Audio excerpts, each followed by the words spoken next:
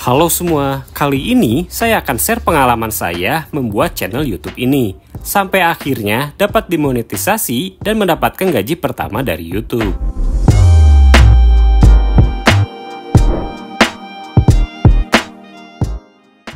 Awal mula saya membuat akun YouTube ini sudah lama, sekitar tahun 2016. Namun pada saat itu, saya tidak banyak upload konten. Jadi, akun ini saya biarkan lama tanpa upload konten. Di tahun 2020, ketika pandemi melanda, pada saat itu, saya yang berprofesi sebagai desain grafis harus bekerja dari rumah atau WFH.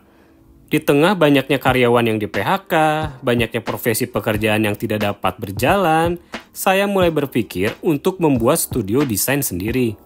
Saya mulai menciptakan beberapa avatar ilustrasi dengan gaya flat design. Baik itu dari sosok presiden, superhero, public figure, tokoh legend, dan berbagai ilustrasi lainnya untuk dijual dalam berbagai bentuk pengaplikasian, seperti poster atau pajangan, t-shirt, dan lain-lain. Saat membuat desain-desain tersebut, saya terpikir untuk merekam prosesnya sebagai konten YouTube. Maka dari itu, video-video awal di channel ini adalah konten desain. Namun, konten ini tidak bertahan lama karena proses pembuatan yang cukup memakan waktu dan storage penyimpanan yang besar di PC saya. Saya mengeditnya menggunakan Adobe Premiere Pro, tetapi sayangnya viewernya hanya sedikit. Jadi akhirnya saya memutuskan untuk menghentikan konten tersebut. Lalu, di tahun 2022, adik saya memiliki iPhone 11. Saya sendiri waktu itu menggunakan iPhone XR. Suatu hari, ketika kami sekeluarga sedang jalan-jalan, saya iseng mencoba merekam anak saya menggunakan iPhone 11 milik adik saya tersebut dengan kamera ultrawide 4K 60 fps. Disitulah saya mulai menyadari bahwa hasil videonya sangat bagus, tajam, dan juga stabil.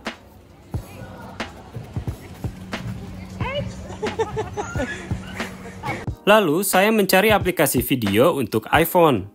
Saya mencoba aplikasi VN dan juga CapCut untuk edit video di iPhone XR. Dan di awal mengedit, saya cukup terkejut karena berbeda dengan pengalaman mengedit di PC yang seringkali lambat dan memerlukan spesifikasi yang tinggi. Proses editing VN ataupun CapCut di iPhone XR yang hanya memiliki RAM 3GB saja ternyata bisa sangat lancar. Bahkan untuk edit video 4K sekalipun. PC saya saja dengan RAM 8GB jika dipakai untuk edit video 4K itu kadang agak nge-lag. Selain itu, cara penggunaannya pun lebih sederhana dan hasil ekspor videonya tetap berkualitas tinggi.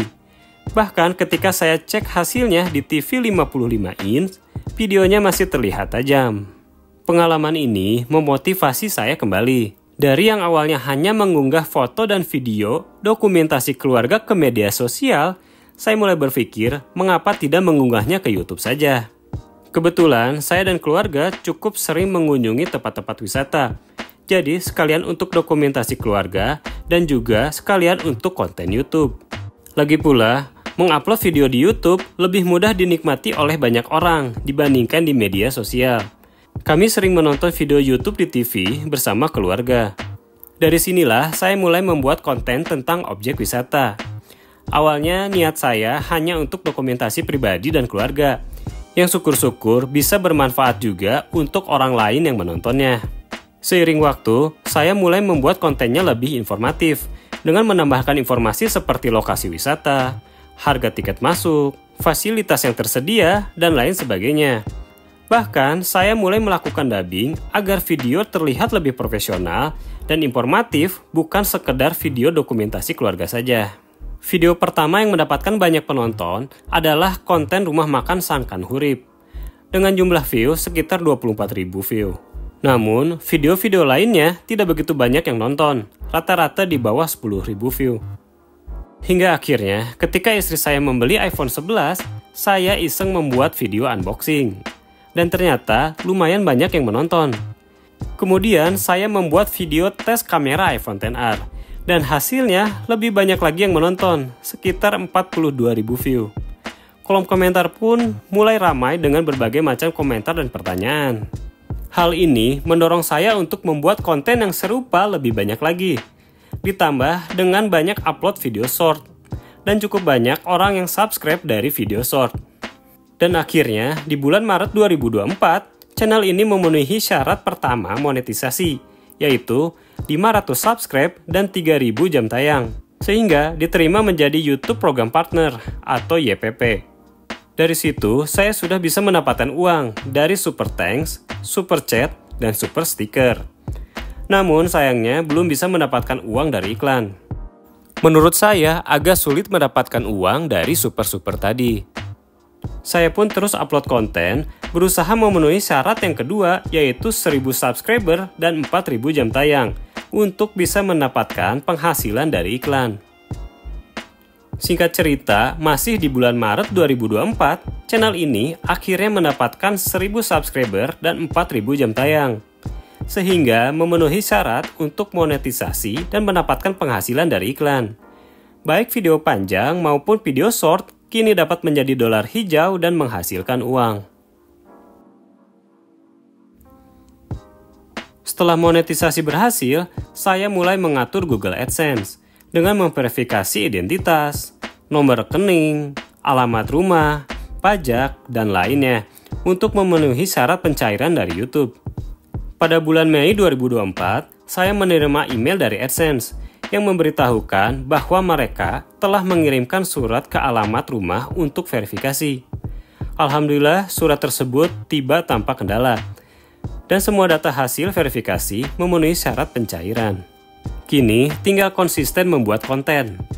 Namun saya belum bisa fokus sepenuhnya karena masih harus bekerja dari pagi hingga petang dan memiliki balita yang masih membutuhkan perhatian ekstra. Sehingga saya baru bisa mengunggah konten 2 minggu sekali. Meskipun demikian, alhamdulillah pada akhir Agustus lalu channel ini mendapatkan gaji pertamanya. Dengan upload hanya 2 minggu sekali, bisa mendapatkan gaji sekitar 2 jutaan. Ditambah ada beberapa brand dan company yang mengajak untuk bekerja sama. Salah satu keuntungan dari YouTube adalah, selain kita bisa menghasilkan passive income, kita juga bisa mendapatkan peluang bisnis atau penghasilan yang lain. Jika mengandalkan AdSense saja, mungkin tidak seberapa. Namun, peluang-peluang baru seringkali memiliki nilai yang lebih tinggi. Untuk teman-teman yang belum mencapai tahap monetisasi, tetap semangat, jangan menyerah, dan teruslah berusaha membuat konten yang informatif, menarik, bermanfaat, serta disukai. YouTube adalah salah satu platform video terbesar yang sering dilirik oleh perusahaan atau brand sebagai media promosi yang efektif. Jadi, selain passive income, masih banyak peluang lain yang bisa kita dapatkan dari YouTube.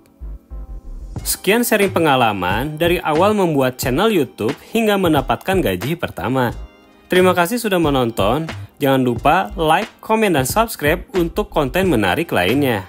Maaf bila ada salah kata. Sampai jumpa di video berikutnya dan terima kasih.